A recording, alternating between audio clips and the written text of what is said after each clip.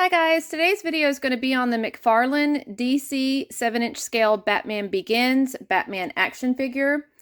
The retail price is $22.99 and I did purchase this with my own money. This figure is based off the 2005 Batman Begins movie featuring Christian Bale as Batman. So here is the front of the box. Then we have the side of the box. There's the barcode for anybody who needs it. And then this side of the box says Batman Begins. And then here on the back of the box, this is actually a movie poster. And McFarlane did keep the names of the actors on the bottom. All right, let's go ahead and open it up.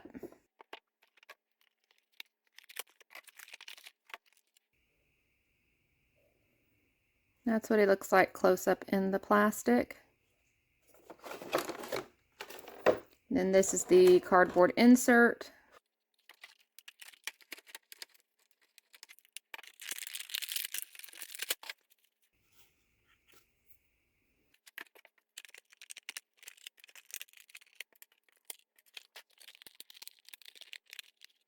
Okay, so starting off with accessories, we do get a gold batarang,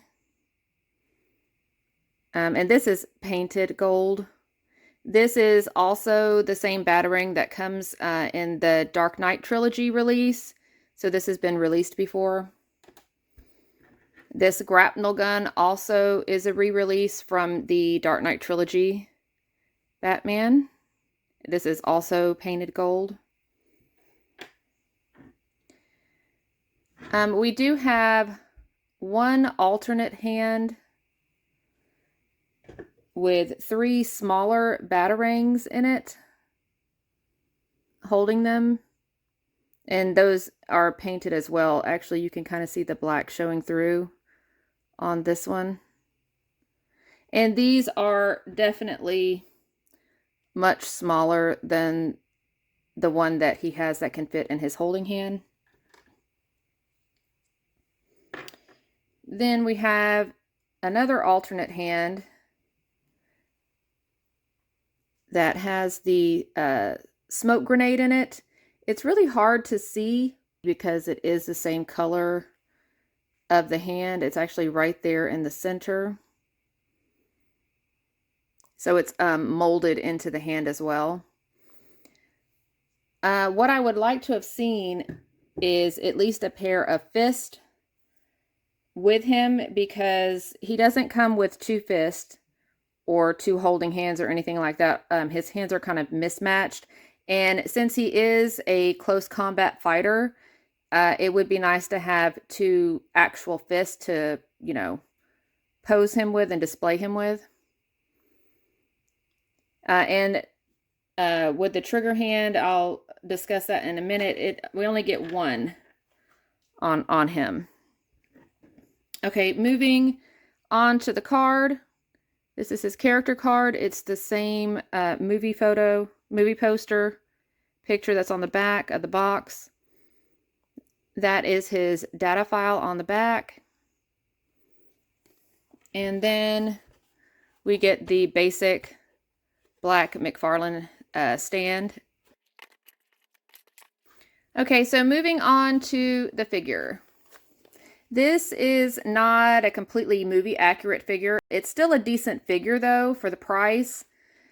The body mold, I believe it looks like anyway to me that it was used in the Hong Kong skydive Christian Bale figure.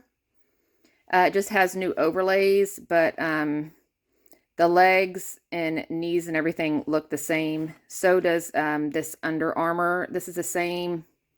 This Under Armour was also used in the Hong Kong Batman. This knitted texture underneath, that's not movie accurate either. Let's start off with his head here. His head is not accurate. It's reused from the Dark Knight trilogy Batman. And I would have liked to have had either a new head sculpt, or they, you know, if they would have added an alternate head in with this one, I would have liked that as well, but it's not one piece either. So it's two separate pieces there.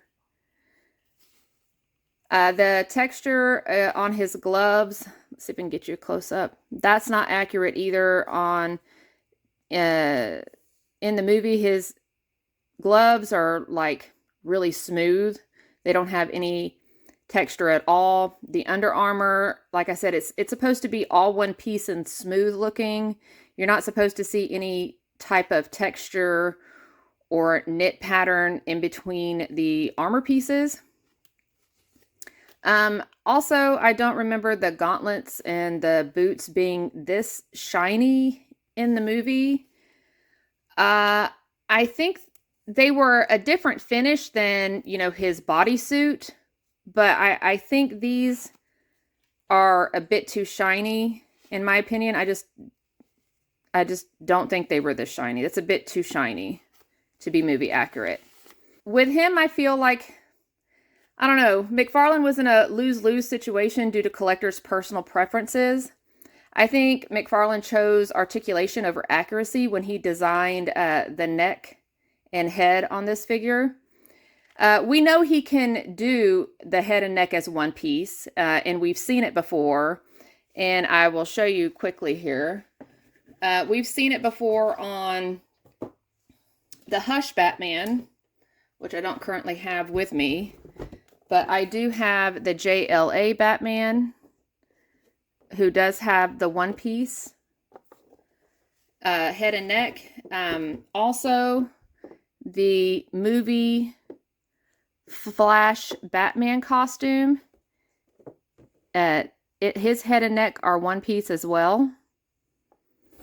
And then we have the Three Jokers Batman, and his head is one piece. His head and neck are one piece as well. So, you know, we know he can do that type of a head sculpt. He just didn't do it with this one. Also, keep in mind that if for this design, it's easier to put like an unmasked head on the body if you want to swap it out. And I'll show you guys really quickly here. This is the same body, and I put Hong Kong Skydive Christian Bale head on there, and then the Flashpoint Batman versus Professor Zoom, the cowl that came on Flashpoint Batman, I put it around his neck. So I'm able to customize it because McFarlane chose to go with the separate head and neck. If he would have went with this one piece, then this figure is not, it would not be customizable.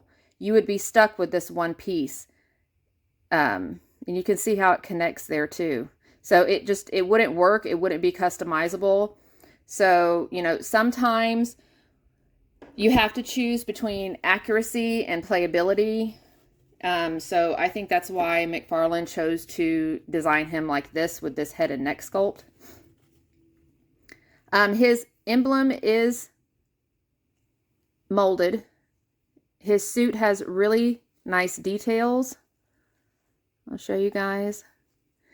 And the detailing also does carry on to the back of the suit. Not that people are ever going to see that, but it's nice that it does carry on to the back of the figure. His belt is molded and it looks very nice. For his cape, it's made of that cheap, shiny material that I don't like, that I've mentioned in other videos. It's just that material that's gonna snag really easy. And on mine, I'm not sure if you guys can tell or not, but the cape isn't cut evenly. I'm not sure if you guys can tell it, but also the wires in this cape compared to the other figures he's released recently feels a lot thinner and softer. So it's like a lighter gauge, definitely a lighter gauge wire in there. That's very easy to just, I mean, you barely have to touch it or squeeze it and it's going to bend on you. So I'm not sure how long that's going to last. I'm not sure how that's going to affect the longevity of it. Those thinner wires can tend to break very easy and snap in half, which can cause it to poke through the cape. As you can see, mine has like some sewing issues here where a thread was left on there. And then also this is the material that wrinkles really easy, so you can see, you know, again, that it's just wrinkly and cheap looking. So I wish they would have used a different material for his cape and a heavier gauge wire. So let's go ahead and start off with his articulations. He can move his head down that far, can move his head back that far. He can go all the way around with his head. His arms can go up about that high. This little shoulder armor pad is quite flappy. I'm not a fan of that. And it hinges over the cape right there if you bring it up too far. He does have the double jointed elbows, and these don't feel as, you know, tight. Like, they don't really hurt my hands to have to physically move them back and forth. Yeah, so, but his, he can do a 360 with his arm. There are his, let me do his wrist. His wrist, he can do the, well, it kind of hits on that gauntlet right there. But yeah, he's got the typical McFarlane wrist. He can lean back that far. The gap's not bad at all. He can lean forward this far. He can twist around the upper torso, as well as around the waist. He can do a 360. His legs can go back this far. The diaper does get pinched a bit when you do that. And he can go up this far. Again, you know, his diaper's in the way a little bit. He's got the double jointed knees, and that's about as far back as he can go because of his calf actually touching his thigh back here. And he does have the typical McFarlane ankles.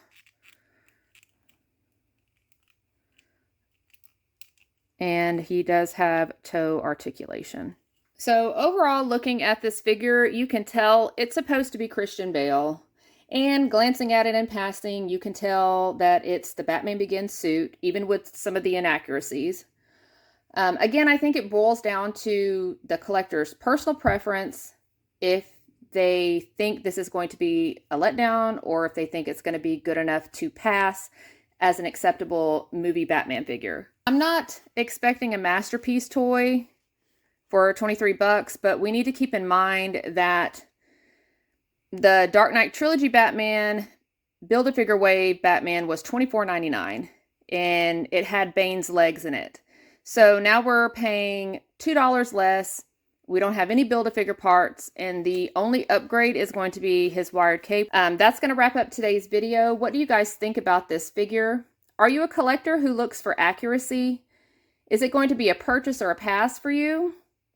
If you do have this in your collection, comment below on what your likes or dislikes are about this figure. I'd love to hear your thoughts. Thank you again for watching, and see you in the next video.